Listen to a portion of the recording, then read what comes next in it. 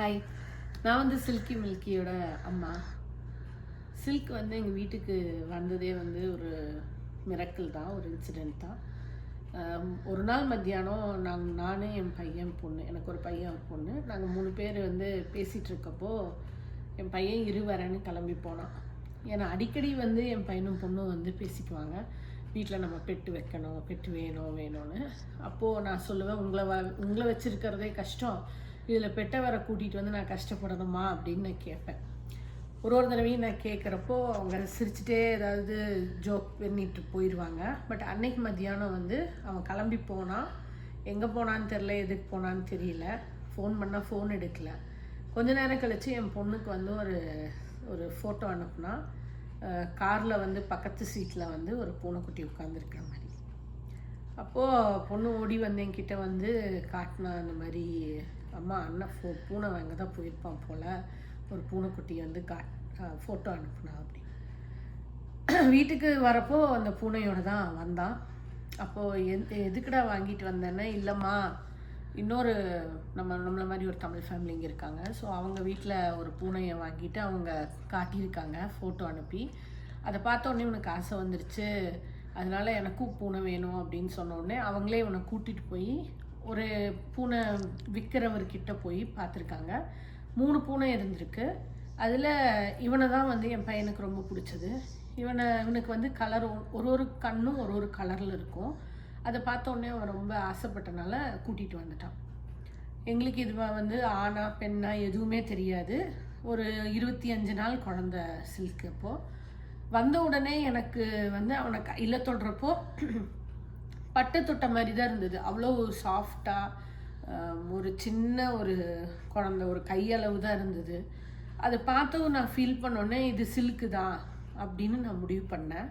எனக்கு அது ஆனா பெண்ணான்னு தெரியாதனால சில்க் அப்படின்னு அப்போதைக்கு சில்க்கு அப்படின்னு நான் வந்து வச்சுருந்தேன் பேர். இங்கே வந்து நம்ம பெட்டு வந்து வெட்டினரி டாக்டர்ஸ் கிட்ட காட்டணுங்கிறதுக்காக நான் ஹாஸ்பிட்டல் கூப்பிட்டு போனேன், வேக்சின்ஸ்லாம் போடணும்னு சொல்லி. கூட்டிகிட்டு போகிறப்ப தான் சொன்னாங்க இவன் வந்து பையன்னு.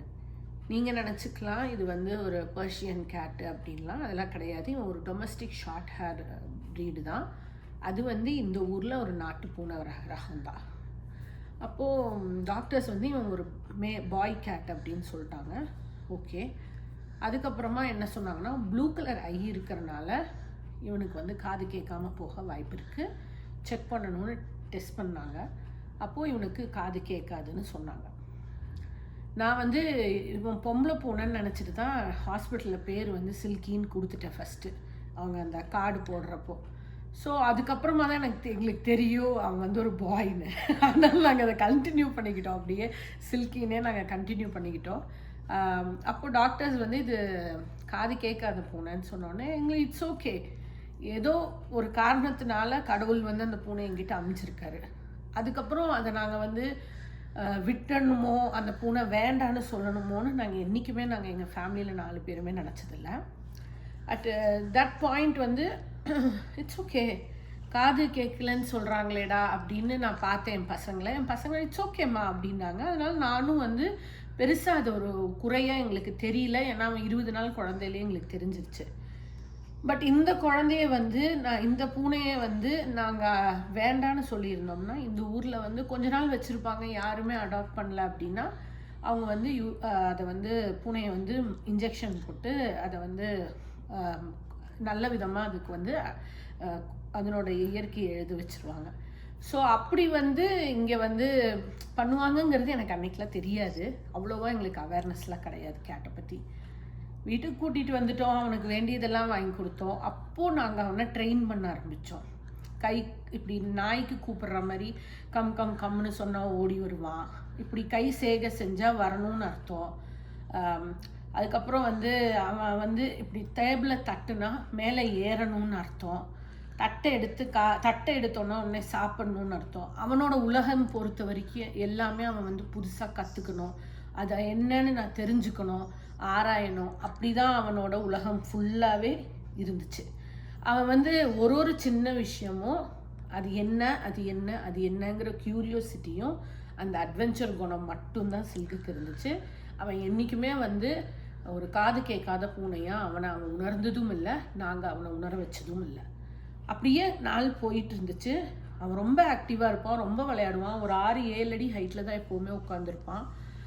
மரம்லாம் ஏறுவான்.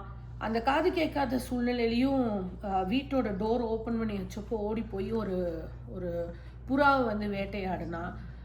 அவனுக்கு தெரிஞ்சதெல்லாம் என்னென்னா, வேட்டையாடணும், சாப்பிடணும், சாப்பிட்றது கூட நாங்கள் ஃபோர்ஸ் பண்ணி கொடுக்கணும். அவனுக்கு விளையாட்டு விளையாட்டு விளையாட்டு தான்.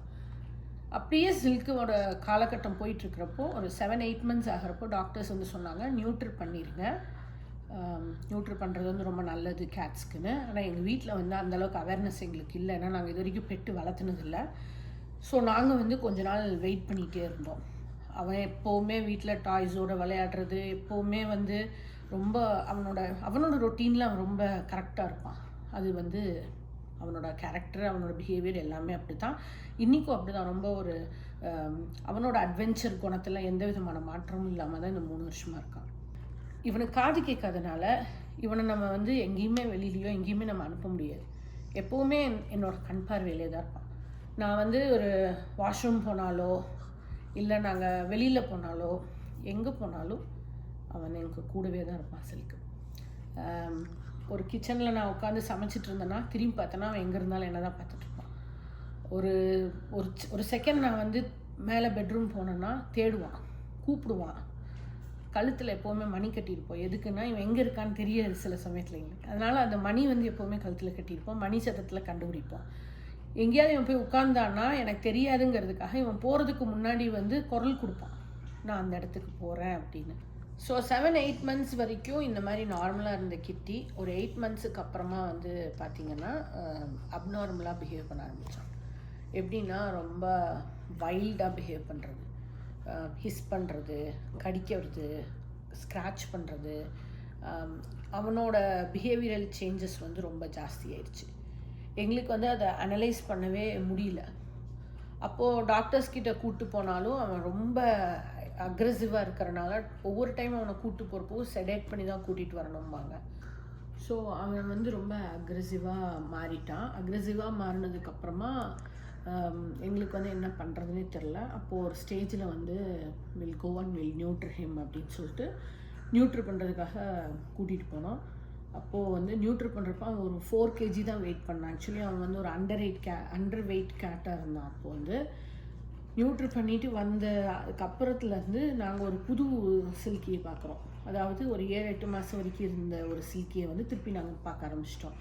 எப்படின்னா ரொம்ப காமன் கம்போஸ்டாக, ரொம்ப குவைட்டாக, ரொம்ப வந்து லவ்வபிள் ஒரு கிட்டியாக வந்து மறுபடியும் மாறிட்டான்.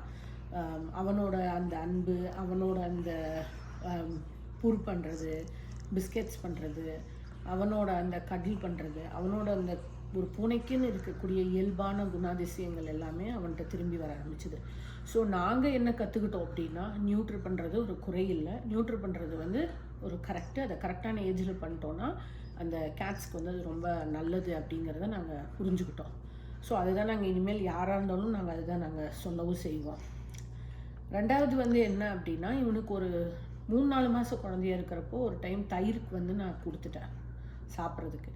அப்போது வந்து இவனுக்கு வந்து லூஸ் மோஷன் போக ஆரம்பிச்சிச்சு. அப்போது உடனே ஒரு ஹாஸ்பிட்டல் கூட்டிகிட்டு போனோம். அந்த ஹாஸ்பிட்டலில் வந்து நான் 24 hours ஹாஸ்பிட்டல். அவங்க வந்து உள்ளே கூட்டிகிட்டு போய் ட்ரீட்மெண்ட் பண்ணுறப்போ தனியாக அவனை எங்ககிட்ட பிரித்து கூப்பிட்டு போனோடனே அவனுக்கு கொஞ்சம் ஒரு ஆங்ஸைட்டி வந்துருச்சு. அன்னையிலேருந்து இன்னே வரைக்கும் பப்ளிக்கில் கூட்டிகிட்டு போகிறோம் அப்படின்னாலே சில்க்குக்கு வந்து ஒரு ஆங்ஸைட்டி வந்துடும். அவனுக்கு வந்து வைல்டாக பிஹேவ் பண்ண ஆரம்பிச்சிருவான், ஹிஸ் பண்ணுறது, அதுக்கப்புறம் வந்து கடிக்க வர்றது, அந்த மாதிரியெல்லாம் பிஹேவ் பண்ணுவான். ஸோ சில்க்கு வந்து எப்போவுமே நாங்கள் ரொம்ப கேர்ஃபுல்லாக தான் வந்து பார்த்துக்குவோம். ஆனால் அட் த சேம் டைம் அவன் ஒரு காது கேட்காத பூனை அப்படிங்கிறது எங்கேயுமே வந்து அவனும் உணராத மாதிரியும் நாங்களும் அதை யோசிக்காத மாதிரியும் தான் அவனை வந்து ட்ரீட் பண்ணுவோம்.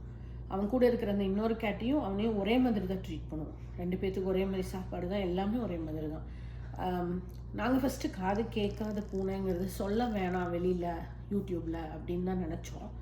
ஏன்னா சொன்னால் வந்து இவங்க பாவம் காட்டுறதுக்காக சொல்கிறாங்க அப்படின்னு ஒரு பேச்சு வரும்.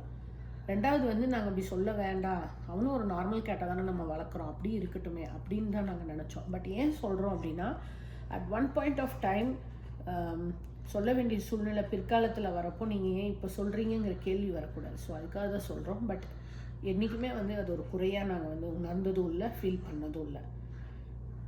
ஒரே ஒருத்தருக்கு தான் தேங்க்ஸ் சொல்லணும், இந்த பூனையை கூட்டிகிட்டு வந்ததில்ல. அது வந்து என் பையனுக்கு. இந்த பூனையை வந்து வளர்க்குறதுல நான் முக்கிய பங்கு தேங்க்ஸ் சொல்லணும் என் பொண்ணுக்கு. அவள் இல்லைன்னா என்னால் இந்த 2 பூனையில் வளர்த்துருக்கவே முடியாது. அவளுக்கு வந்து இந்த விலங்குகள் மேலே இவ்வளோ ஒரு ஈடுபாடு, ஒரு அக்கறையோ ஒரு ஆர்வமும் வந்து வந்தது இந்த சில்க்குனாலையும் மில்க்குனால மட்டும்தான். ஸோ இதுதான் வந்து சில்க் எங்கள் வீட்டுக்கு வந்த ஸ்டோரி. இப்படி தான் நாங்கள் சில்கோட லைஃப் வந்து இந்த 3 இயர்ஸாக நாங்கள் கேரி ஃபார்வர்ட் பண்ணிட்டு வரோம். இன்னொரு சந்தர்ப்பத்தில் நான் மில்க் வந்த ஸ்டோரி பற்றி உங்களுக்கு நான் ஷேர் பண்ணுறேன். தேங்க்ஸ் ஃபார் வாட்சிங். பை.